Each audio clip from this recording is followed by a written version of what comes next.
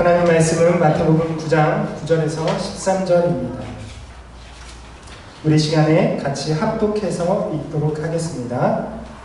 예수께서 그곳을 떠나 지나가시다가 마테라는 사람이 세관에 앉아있는 것을 보시고 이르시되 나를 따르라 하시니 일어나 따르니라.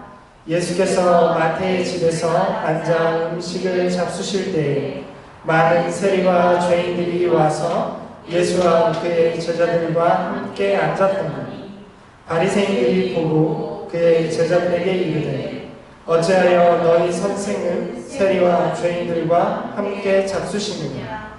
예수께서 들으시고 이르시되 건강한 자에게는 의사가 쓸데없고 병든 자에게나야 쓸데있느니라.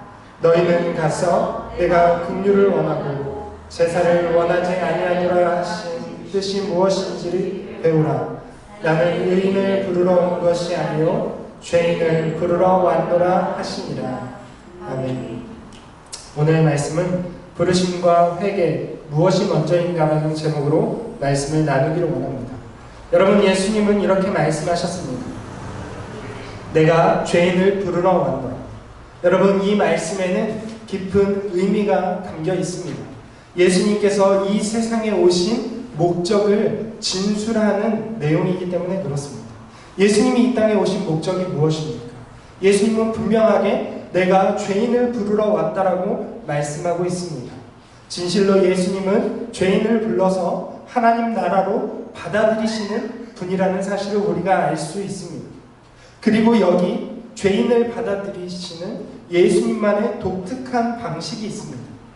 오늘 저는 이 예수님의 죄인을 받아들이시는 독특한 방식에 대해서 함께 나누기를 원합니다. 여러분, 죄인을 다시금 하나님 나라로 받아들이시는 예수님의 모습을 볼 때에 그 모습이 너무나도 특이합니다. 다른 어떠한 종교나 다른 어떠한 사상의 체계에서 볼 수 없는 새로운 방식이기 때문에 그렇습니다. 그것이 무엇이고 또 우리에게 어떻게 적용되는지 한번 생각해 보도록 하겠습니다. 여러분, 어떤 사회든지 죄인은 기피의 대상이고 혐오의 대상입니다. 여러분, 어떤 사회든지 죄인이라는 존재는 죄를 짓고 사는 사람에게는 호의적인 사회는 없습니다. 죄인을 싫어하고 경멸하고 미워하는 것이 마땅한 사회적인 생각이고 모든 사회가 그렇게 나아가고 있습니다. 한번 죄인으로 낙인 찍히면 죄인은 다시금 사회로 복귀하기가 어렵습니다. 그 지위를 회복하기가 어렵습니다.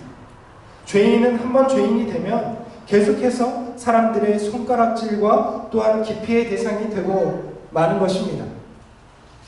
이 죄인이 다시금 회복하기 위해서는 죄인이 죄를 그치고 충분히 반성하고 회개한 이후에나 받아들여지는 것입니다.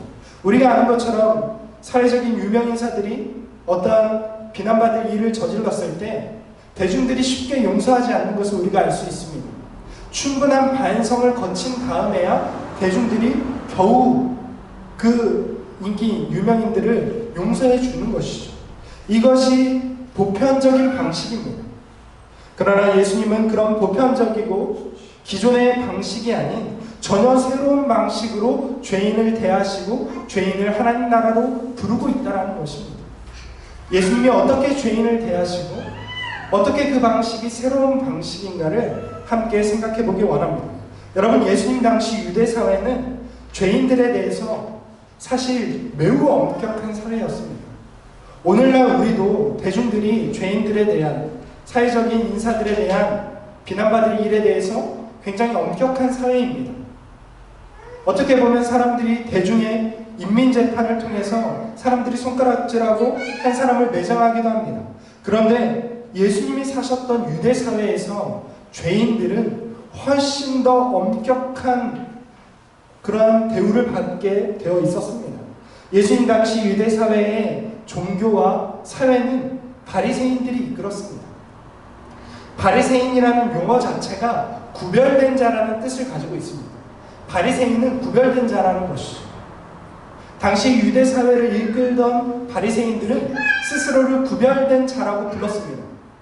도대체 뭐로부터 구별되었을까요? 바리새인들은 죄인들로부터 스스로를 구별된 자로 생각했습니다. 그러니까 당시 유대 사회를 이끌던 바리새인들의 정체성은 우리는 죄인들과는 구별된 사람이다라는 것입니다. 그러니 그 사회가, 그러니 예수님이 사셨던 유대 사회가 얼마나 죄인들을 기피했을지는 우리가 안 봐도 훤하게 알 수 있는 것입니다. 여러분, 그렇습니다. 바리새인들은 율법주의자라고 불렀습니다. 바리새인들은 율법을 지켜야만 사람이 의롭게 된다고 생각을 했습니다. 그렇기 때문에 죄인들은 의를 행하지 않기 때문에, 율법을 지키지 않기 때문에 죄인들은 여전히 죄인으로 남아있고, 죄인들은 그러한 율법을 지키기 전까지는, 그가 회개하고 율법을 다시 지키기 전까지는 바리새인들이 이끄는 이 유대 사회에서는 결코 죄인이 받아들여지지 않았다는 것입니다.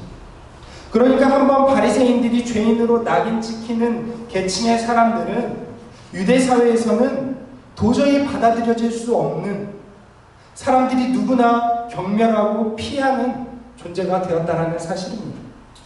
여러분, 그렇기 때문에 이 유대 사회는 회개가 우선이었습니다. 죄인들이 마땅한 회개를 거치고 또 율법을 수행할 때에만 죄인들이 이 바리새인들에게 또 유대 사회로부터 다시금 받아들여질 수 있었다는 것입니다.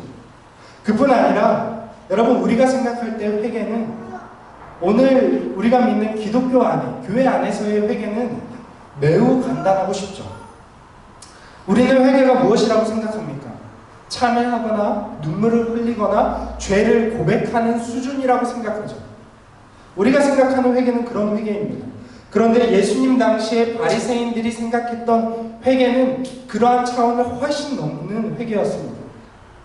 이 바리새인들은 죄인이 회개하려면 여러 가지 단계가 있다고 생각했습니다. 죄인에 대한 등급이 있었던 것이죠.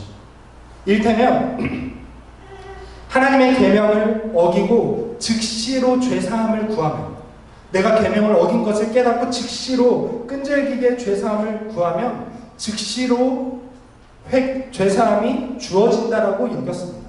그런데 금지된 명령, 하지 말라고 했던 금지 명령을 어긴 경우에는 그러한 즉각적인 회개와 함께 대속죄일을 준수해야만 그 사람에게 속죄가 주어진다고 생각했습니다.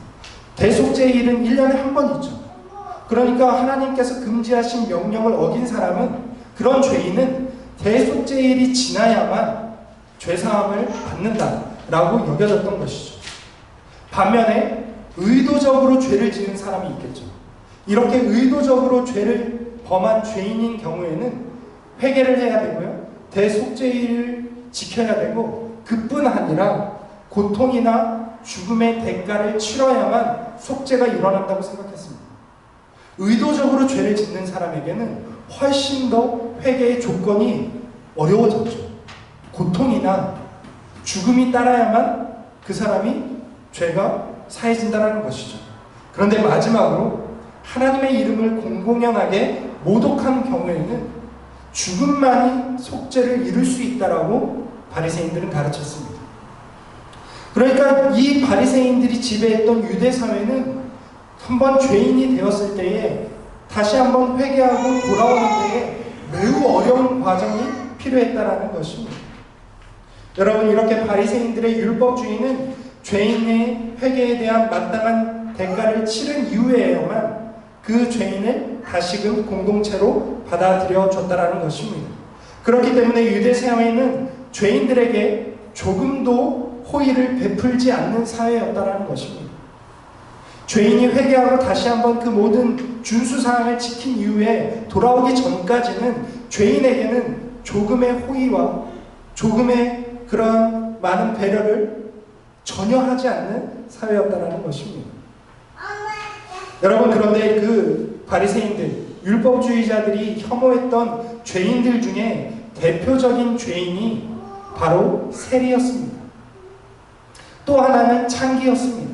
세리와 창기는 바리새인들, 율법주의자들이 명확하게 죄인이라고 점 찍었던 두 계층이었습니다. 여러분, 당시의 세리들은 로마 제국의 세금을 거두던 공무원들이었습니다. 여러분, 그런데 이 세리에는 두 종류가 있습니다. 세리가 다 같은 세리가 아니고 두 종류의 세리가 있었습니다. 하나의 세리는 갓바이라고 부르는 세리였습니다. 여러분, 갓바이라고 부르는 세리는 인두세, 토지세, 소득세와 같이 고정된 세금을 거두는 세리였습니다. 여러분, 그렇기 때문에 고정된 금액을 거두었기 때문에 갓바이는 사람들을 속이기가 어려웠습니다. 그래서 고정된 세금을 거둬서 그 세금을 로마 제국에 내면 그만이었습니다. 이런 세리들은 그렇기 때문에 많은 비난을 받지 않았습니다. 그런데 이러한 갓바이 세리와는 다르게 모케스라고 불리는 세리가 있었습니다. 여러분, 모케스는 항구나 도로에서 수출입에 따른 관세를 거두던 세리였습니다. 뿐만 아니라 다리에 대한 통행세, 도로세, 입항세, 도시세와 같은 특별한 명목의 세금을 거두던 사람들을 모케스라고 불렀습니다. 여러분, 이 모케스가 거두던 세금은 고정된 금액이 아니었습니다. 여러분, 로마는 이러한 고정된 금액이 아닌 이 세금들에 대해서 경매를 붙였습니다. 그래서 모케스들이 로마가 지정한 금액에 경매를 통해서 그 도급을 따내게 되었습니다. 그래서 도급을 받은 모케스들은 로마가 정한 금액을 상납하고 추가로 더 많은 세금을 거둬서 자신들의 소득으로 삼았던 것입니다. 여러분, 그렇기 때문에 모케스는 유대 사회에서 압제자로 여김받았습니다. 여러분, 모케스는 자기의 소득을 얻기 위해서는 사람들에게 더 많은 것을 거두고 더 많은 세금을 부과할 수밖에 없었기 때문에 그렇습니다.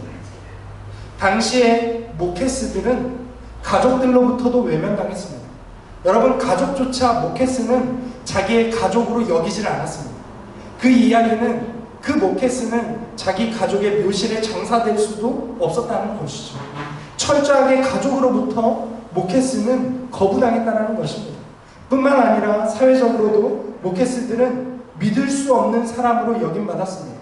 그래서 모케스는 그가 많은 부를 소유했음에도 불구하고 재판관이나 증인이 될 수 없었습니다. 사법에 대한 권리들이 없었다는 것이죠. 뿐만 아니라 바리새인들은 세리와의 식사나 교제를 금지했습니다. 이렇게 세리들은 사람들로부터 종교적, 사회적으로 철저하게 거부당하는 죄인들이었다는 것을 우리가 알 수 있습니다. 여러분, 그런데 이렇게 죄인들에 대한 사회적인 거부는 율법주의만의 특징은 아닙니다. 여러분, 모든 종교나 모든 사상이나 모든 사회는 죄인을 거부합니다. 죄인을 좋아하는 사회는 아무데도 없습니다. 안산의 한 범죄자가 다시금 돌아온다는 이야기를 듣고 안산의 모든 시민들이 거부하고 있죠. 나쁘다고 생각하지 않습니다. 그처럼 죄인에 대해서 사회는 거부하는 것이 당연합니다. 모든 종교나 사상이 죄인을 거부하게 되어 있습니다.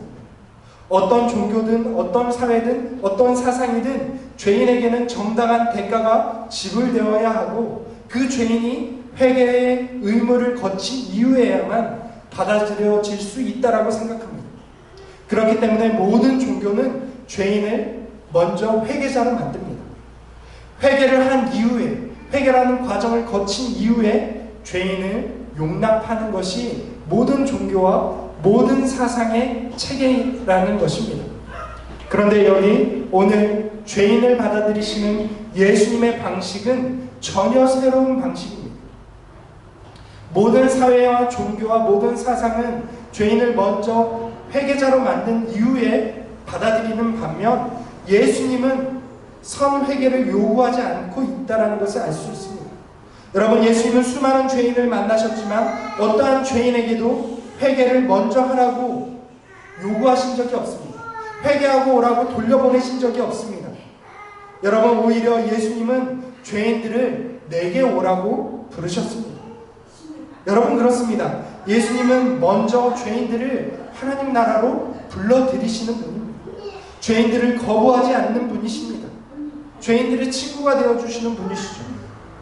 그리고 이 위대한 예수님의 부름은 사람들을 참된 회개로 이끈다는 사실입니다. 여러분, 이 우선순위의 차이를 아시겠습니까? 여러분, 모든 종교는 회개한 이후에 그 종교로 받아들여지지만 예수님은 그 사람을 받아들인 이후에 그 사람을 회개로 이끈다라는 사실입니다. 여러분, 죄인을 용납하시고 죄인을 먼저 부르시는 예수님의 독특한 방식이 가장 선명하게 드러난 사건이 오늘 본문의 사건입니다. 예수께서 마태를 제자로 삼으시는 사건이 죄인을 대하시는 예수님의 방식, 새로운 방식을 잘 보여주고 있습니다. 여러분, 마태는 단순한 세리가 아니었습니다. 앞서 말씀드린 것처럼 악명 높은 세리 모케스였습니다. 뿐만 아니라 바리새인들의 말에 따르면 회개가 어려운 죄인 중에 죄인이었던 모케스였습니다. 특히 모케스 중에서도, 모케스들 사이에서도 가장 악질로 불리는 세리가 있었습니다. 여러분, 세리 중에 가장 악질적인 세리는 바로 선박세를 걷던 모케스였습니다. 여러분, 당시의 물동량은 선박을 통해서, 육로는 너무 어려웠기 때문에 대부분의 물류는 선박을 통해서 이동되었습니다. 그렇지 않겠습니까? 여러분, 오늘날과 같이 자동차나 기차가 없는 사회에서 육지로 물건을 운송한다는 것은 엄청난 비용이 들어야만 합니다. 그래서 배를 이용하는 것이죠. 그런데 이 모케스들 중에 선박세를 걷는 모케스는 가장 악질적인 모케스, 가장 악질적인 세리로 여김받았습니다. 그런데 오늘 이 마태가 바로 항구 도시 가버나움의 선박세를 걷는 모케스였다라는 사실입니다. 여러분, 그렇기 때문에 어떠한 의미에서 이 마태는 가버나움의 유명 인사였습니다. 세리 중에서도 가장 악질적인 세리였기 때문에 이 가버나움 사람 중에 마태를 모르는 사람이 없었을 것입니다. 여러분, 가버나움 사람이라면 마태에게 수탈을 당해보지 않은 사람이 없었을 것입니다. 예수님도 예외는 아닙니다. 예수님도 가버나움에서 사셨습니다. 뿐만 아니라 우리는 바로 앞에 8장에서 예수님께서 배를 타시고 가다라 지역으로 건너가셨던 것을 우리가 알 수 있습니다. 그렇기 때문에 우리는 예수님께서 마태가 어떤 사람인지 너무나도 잘 알고 있었음을 우리가 추론할 수 있습니다. 그런데 오늘 본문에 보면 예수님은 마태가 있는 세관을 지나가고 있습니다. 그리고 예수님은 마태가 앉아있는 것을 보시고 이렇게 말씀하십니다. 나를 따르라. 여러분, 악질 중에 악질, 세리 중에 세리였던 마태를 향해서 예수님이 말씀하십니다. 나를 따르라. 여러분, 나를 따르라는 말씀은 단순히 한번 나를 따라와라 이런 말씀이 아니라 내 제자가 되라는 공식적인 말입니다. 여러분, 예수님은 마태가, 악질적인 세리 마태가 세관에 앉아있을 때에 나를 따르라고 제자로서 부르고 있다는 사실입니다. 여러분, 마태가 여전히 사람들을 수탈하는 세관에 앉아서 일을 하고 있을 때에, 여전히 마태가 죄를 짓는 그 자리에 앉아있을 때에, 여러분, 마태가 회개의 기미가 전혀 없을 때에 그를 제자로 부르셨다는 것입니다. 마태가 죄 중에 있을 때에 예수님은 그를 제자로 부르셨습니다. 여러분, 이것이 엄청난 파격이라는 사실입니다. 어부들을 제자로 부르셨던 것과는 비교할 수도 없는 엄청나게 파격적인 사건이었습니다. 여러분, 세리를 제자로 받아들이시는 예수님의 파격적인 방식에 바리새인들이 받은 충격은 엄청난 것이었습니다. 여러분, 바리새인들에게는 있을 수 없는 일이었습니다. 여러분, 바리새인들은 예수님의 제자들에게 예수님이 이렇게 비판하고 있습니다. 어째서 너희 선생은 세리와 죄인들과 함께 먹느냐? 여러분, 바리새인들은 마태를 포함해서 마태의 집에 모인 모든 무리를 죄인으로 단정하고 있습니다. 어째서 너희 선생은, 여러분, 여기서 너희 선생이라는 말도 이미 바리새인들은 예수님을 자기들의 랍비로, 선생으로 인정하지 않는다는 것을 알 수 있습니다. 여러분, 이 바리새인들은 예수님께서 마태, 세리였던 마태를 제자로 받아들이시는 방식에 대해서 도저히 동의할 수 없었던 것입니다. 그럼에도 예수님은 파격적으로 죄인 중에 죄인인 마태를 제자로 부르셨습니다. 아무런 회개나 대가 없이 부르셨습니다. 바리새인들이 도저히 수용할 수 없는 방식으로 마태를 부르셨습니다. 아마 이 설교를 듣는 우리 중에도 예수님의 방식에 동의하기 어려울 수 있습니다. 그런데 친절하게도 예수님은 회개 없는 부르심과 용납의 방식에 대해서 바리새인들을 가르쳐주고 있습니다. 오늘 우리를 가르쳐주시기도 합니다. 여러분 13절 말씀을 보면 예수님은 구약의 호세아서를 인용하고 있습니다. 예수님은 바리새인들에게 구약에 기록된 말씀을 더 깊이 배우라고 가르쳐주고 있습니다. 그 말씀이 무엇입니까? 여러분 바리새인들은 율법 준수만이 죄인을 구원한다고 생각했습니다. 율법을 지키는 사람만이 구원을 받는다라고 생각했고 율법을 지키지 않으면 구원을 받지 못한다라고 생각했습니다. 그런데 호세아서에는 호세아서 6장 6절에는 새로운 가능성을 이야기하고 있습니다. 그것이 무엇입니까? 하나님은 제사를 원하시는 분이 아니고 하나님은 율법 준수를 원하시는 분이 아니고 긍휼을 원하시는 분이라는 사실입니다. 여러분 이 율법주의자들 바리새인들에 따르면 반드시 제사가 필요하고 반드시 율법 준수가 필요했습니다. 하나님은 그것을 원하시는 분이기 때문에 그렇습니다. 그런데 예수님이 호세아 선지자의 말을 인용해서 이렇게 말씀하십니다. 하나님은 제사가 아니라 율법 준수가 아니라 긍휼을 원하시는 분이라는 사실입니다. 여러분 그렇습니다. 하나님은 어떤 분이십니까? 하나님은 죄인들에게 제사나 율법 준수를 원하시는 분이십니까? 아니면 죄인들에게 긍휼을 원하시는 분이십니까? 여러분 하나님의 나라는 제사나 율법 준수를 통해서 들어가는 것이 아닙니다. 여러분 긍휼을 통해서 들어가는 것입니다. 여러분 이 율법에도 긍휼이 있습니다. 어째서 그렇습니까? 여러분 바리새인들은 자기들이 제사나 율법 준수를 통해서 하나님 나라에 들어갈 수 있다고 생각했지만 그 누구도 율법을 완전하게 지킬 수 있는 사람은 아무도 없습니다. 여러분 하나님께서 바리새인들에게 그런 율법주의자들에게 긍휼을 베푸시지 않는다면 그들에게 철저한 율법 준수를 요구하신다면 그 어떤 누가 하나님 나라에 들어갈 수 있겠습니까? 여러분 그렇습니다. 하나님께서 주신 이 율법에도 하나님의 긍휼의 요소가 있는 것입니다. 하나님이 긍휼을 베풀지 않으면 그 어떤 누구도 율법을 통해서 하나님 앞에서 의롭다함을 받을 수가 없습니다. 하나님 나라에 들어갈 수가 없는 것입니다. 그러나 바리새인들은 율법 준수를 요구하면서 하나님 나라에 들어가는 문을 막아버린다는 것입니다. 여러분 그렇습니다. 바리새인들은 하나님 나라에 들어가기를 원하는 사람들로부터 율법 준수를 요구하면서 그 문을 막고 있는 문지기들이었습니다. 그런데 예수님이 이 땅에 오셔서 막고 있는 문지기들을 치워버리셨습니다. 그리고 예수님은 어떻게 하십니까? 예수님은 그 문에 먼저 사람들을 들이십니다. 여러분 예수님은 죄인들을 하나님 나라 안으로 초청하시고 먼저 그 사람들을 하나님 나라 안으로 들이시는 분이십니다. 부르시는 분이십니다. 여러분 그렇습니다. 예수님은 죄인들을 먼저 긍휼의 하나님께로 부르는 분이었습니다. 값없이 그들을 하나님 나라로 들여보내시는 분이십니다. 여러분 예수님은 자기 자신을 통해서 하나님 나라로 죄인들을 통과하게 하시는 분이십니다. 그래서 예수님은 자기 자신을 내가 문이라고 말씀하셨던 것입니다. 여러분 그렇습니다. 여러분 예수님의 이 부르심은 참된 회개를 시작하는 시작점이라는 사실입니다. 여러분 예수님의 부르심으로써 하나님 나라에 들어간 사람, 하나님의 은혜를 맛본 사람은 한결같이 회개의 자리에 나아갔다는 것을 우리가 볼 수 있습니다. 여러분 마태가 그랬고 우리가 아는 것처럼 삭개오가 그랬습니다. 예수님께서 죄인을 하나님의 나라로 이끌어 들이셨을 때에 죄인들에게는 참된 회개가 시작된 것입니다.